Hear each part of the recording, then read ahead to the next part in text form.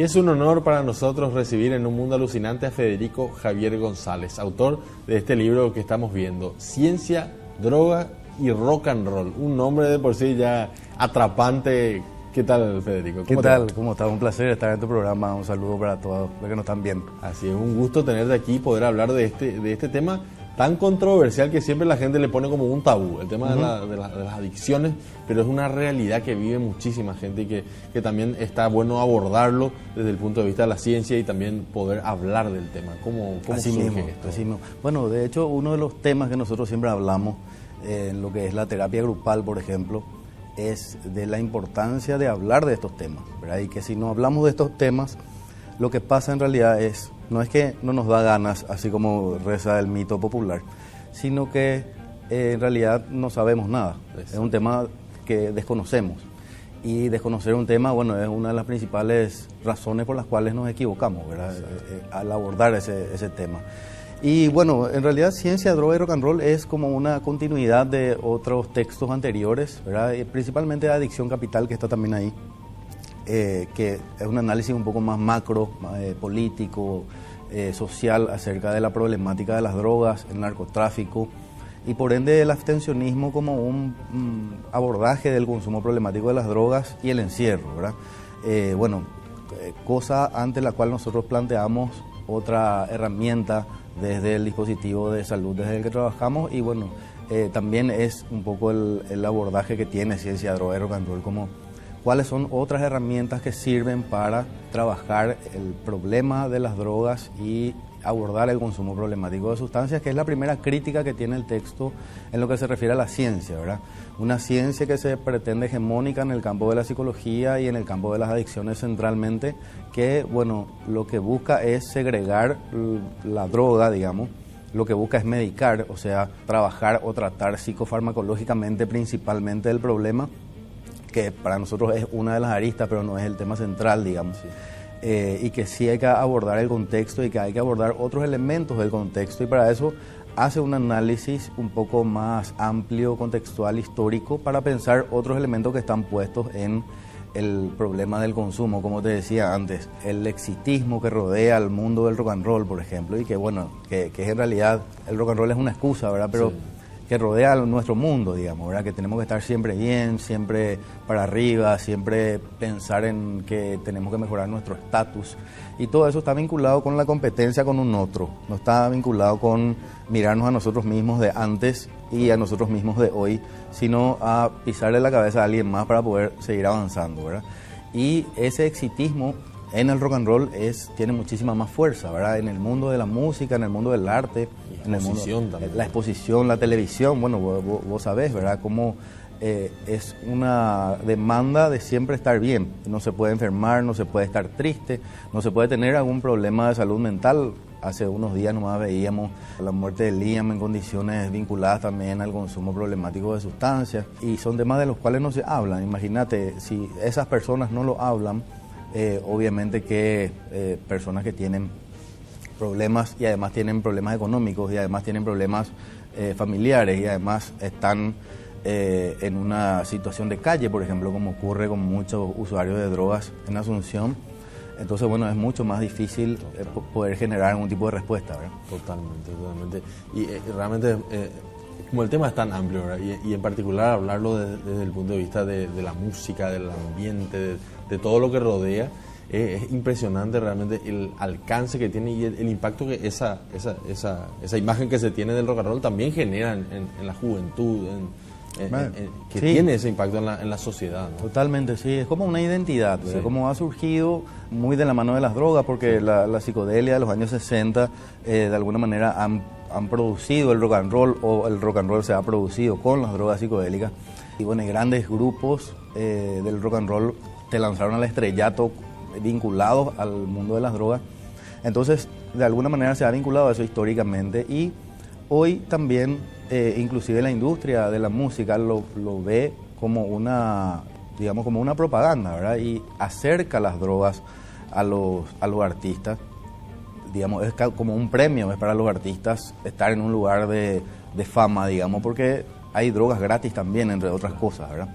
Entonces, ese vínculo ha generado también una cuestión identitaria que bueno, la juventud, la adolescencia, por lo menos nuestra juventud, nuestra adolescencia vio y creció con eso y de alguna manera estuvo muy adherido a esa idea de que hay que consumir para ser rockero, ¿verdad? O hay que consumir para consumir cierto estilo musical, que bueno, es una de las cuestiones que está también planteada en el libro, ¿verdad? Por ejemplo, habla acerca de Charlie Parker, habla acerca de personas que estuvieron vinculadas al consumo de heroína, por ejemplo, ¿verdad? Y cómo tocaban de la manera que tocaban. Y bueno, se había generado como un mito de que él tocaba de esa manera porque consumía heroína. Entonces llegaba al escenario, consumía heroína, se le bajaban todas las revoluciones, estaba temblando, todo tembloroso, estaba bien y empezaba a tocar. Entonces todo el mundo decía, mira, o sea, hay que consumir para poder tocar como esta persona. Y en realidad esa persona ya tenía una adicción, estaba teniendo un síndrome de abstinencia, entonces lo que hacía la droga era simplemente bajar sus decibeles, ¿verdad? Lo que sería esa persona como músico si no tuviera esa adicción, ¿verdad? Exacto. Sería un músico mucho más brillante de lo que es. Totalmente. Como impresionante, esa imagen es realmente repetitiva, incluso la inspiración, se crea ese mito de que la inspiración viene del consumo, ¿no? Totalmente. ¿Sabes qué? Algo interesante es que este texto está mechado con algunas entrevistas que yo hice durante este año a personas vinculadas al mundo del rock, ¿verdad? Está, por ejemplo, Andrea Balobra, está el vocalista de Flow, está Nicodemo Espinosa, que fue uno de los primeros rockeros, se puede decir, del Paraguay. Varias personas con las que converso acerca de diversos temas, entre ellos el consumo de sustancias. Y bueno, tengo también un poco esa mirada desde el mundo real que se vive hoy, digamos, ¿verdad?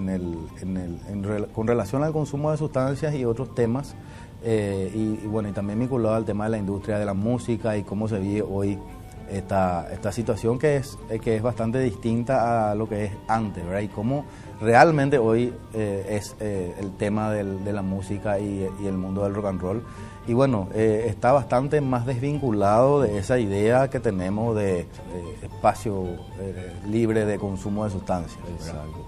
¿Y cuánto también tiene que ver la vida, el contexto de vida de los propios artistas, la sensibilidad también del artista en esas adicciones, y que finalmente solamente se ve en el éxito, se ve, sí, está relacionado con la droga, pero hay algo que está dentro del artista que es una sensibilidad también, algún contexto anterior que lo vincula a esta. Sí, totalmente. Bueno, en ese sentido hay una entrevista a Mauri, que él es psiquiatra también, además de ser vocalista de un grupo que se llama Seattle Garage, que habla justamente acerca de eso en la entrevista, ¿verdad? Sobre las vulnerabilidades que han vivido ciertas personas que, digamos, son íconos del rock de alguna manera, ¿verdad? Yo hablo de toda la era de la famosa era de los 27, ¿verdad? Desde, por ejemplo, está citado Kurt Cobain, ¿verdad? Amy Winehouse, personas que estuvieron de alguna manera algún tipo de vulnerabilidad, algún tipo de,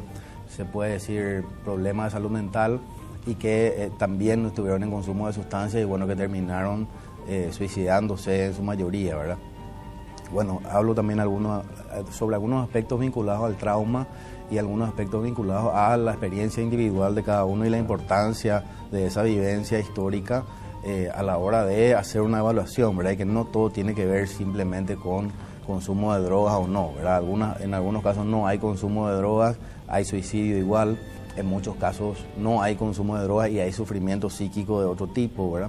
Entonces, bueno, como ampliar el panorama para poder mirar un poco más ampliamente la situación y ver que hay otros elementos que también son importantes y que están siendo relegados, digamos. Totalmente. Y hablando un poco también del libro que, como decías, da como pie a este libro de Ciencia de Drogas y Rock and Roll, ¿cómo se vive el tema de esto que hablabas, ¿verdad? La adicción, la situación económica, el contexto familiar, el contexto social, que hoy vemos que explota en la mayoría de los barrios de Asunción? Está cada vez más creciente el tema de las adicciones problemáticas de Bueno, sí, hay una hipocresía muy grande en nuestra sociedad, ¿verdad? Por un lado vemos que no hay políticas de Estado que de alguna manera tiendan a resolver este problema. Digamos, lo que hay en términos de acercamiento de lo público es mínimo, es minúsculo, es casi anecdótico y no da abasto para toda la demanda que existe, ¿verdad? Por un lado. Por otro lado, sabemos del vínculo que hay de la narcopolítica hoy, ¿verdad? De cómo la droga, el narco, el consumo y sobre todo el tráfico está muy vinculado con el poder. Y entonces, como que si el negocio está del lado del poder, es muy difícil que se pueda hacer algo para poder salvar la problemática de salud que deja por otro lado, ¿verdad? Entonces, bueno, para ellos es un negocio redondo, por eso es que es tan difícil de generar respuestas y que, bueno, todo lo que se hace en términos de salud es simplemente paliativo y en algunos casos es simplemente simbólico, ¿verdad? Porque no da abasto para ni siquiera imaginarse en llegar a la mayoría de los casos que hoy están cursando con ese problema, digamos. Por eso es que es demasiado importante la información y es demasiado importante democratizar la información, porque si no logramos hacer eso, no nos queda otra, ¿verdad? De que nosotros mismos podamos cuidarnos, de que podamos establecer estrategias de reducción de daños en el lugar donde estamos, en el lugar de trabajo, en la calle, en los barrios marginalizados de Asunción, que hoy en realidad ya están todos los barrios de Asunción, ¿verdad? Y está extendiéndose hacia el campo inclusive, ¿verdad? Entonces es muy importante poder conversar acerca de estos temas y problematizar un poco más lo que pasa, que no es un problema de Juan ni de María, de la esquina, ni del Chespirito que roba la olla y la vecina se queja, sino que es un problema mucho más amplio y que si no se resuelve en las esferas en las que se tiene que resolver, entonces estamos haciendo siempre una cuestión de emergencia, digamos, de urgencia, parche, y no estamos trabajando los síntomas y no la enfermedad, digamos, ¿verdad? Que es mucho más grande. Claro, se habla mucho del tema justo del microcentro de Asunción y como decir, prácticamente todos los barrios y también se va extendiendo, Central ya es una problemática que abarca prácticamente a la mayor parte del territorio y que es justamente soluciones parche, llamar a la policía que vienen y no hay una solución real, un abordaje de salud mental de estos problemas. Sí, pero porque también tiene que ver con eso, tiene que ver con que existe una concepción que está errada, ¿verdad? Una concepción que por lo menos limitada, en el sentido de que si hay algún problema lo que tenemos que hacer es contener ese problema, es decir, encapsularlo y llevarle a la cárcel a esa persona y se terminó el problema, ¿verdad? Que además ese problema tampoco se resuelve, no es cierto, porque enseguida sale, vuelve a pasar exactamente lo mismo. El problema de fondo es que teóricamente pensamos que es un problema de seguridad y no es un problema de seguridad, es un problema de salud. Y mientras no lo abordemos como un problema de salud, entonces vamos a seguir teniendo las mismas falencias. Relatos de Pasillo es un texto que habla acerca de la realidad de Tacumbú, la realidad carcelaria que vivía en ese tiempo, 2022, la cárcel de Tacumbú. Y bueno, ahí uno ve que lo único que sucede es que hay personas que están guardadas, nada más, ¿verdad? No hay ningún tipo de intención de modificación de nada, ¿verdad? Hay una segregación que es una segregación cultural, racial y económica, ¿verdad? Y ya está, y eso es todo, no hay un tratamiento, no hay un abordaje que pretenda volver a insertarlo de alguna manera en la sociedad. Entonces, la política centralmente es problemática en ese sentido, y nosotros en aquel entonces trabajando dentro de la cárcel de Tacumbú, desde una política de salud nos costó muchísimo cambiar esa dinámica, digamos, ¿verdad? Porque lo que manda es la seguridad, ¿verdad? Lo más importante es eso y todo el resto queda absolutamente relegado, ¿verdad? Sí, así. Federico, realmente muy interesante para seguir hablando y te agradecemos muchísimo tu presencia aquí, hablar de estos temas que cuesta que la gente tenga un espacio para conversar, así que te agradecemos muchísimo y te esperamos pronto seguramente si tenés otro libro, así que muchas gracias. Cuando quieran, muchas gracias por la invitación y una invitación también a toda la gente a que pueda comprar el libro y que pueda mirar lo que hay una temática bastante amplia para todos los gustos. Así es. ¿En Librería de La Paz? En Librería de La Paz, sí, así Muchísimas es. gracias. Gracias a vos. Era Federico Javier González hablándonos de ciencia, droga y rock and roll y también de otros libros que tienen que ver con esta problemática de la adicción, una problemática que generalmente se toma como un tabú y que también lo expuso de manera magistral aquí en Un Mundo Alucinante.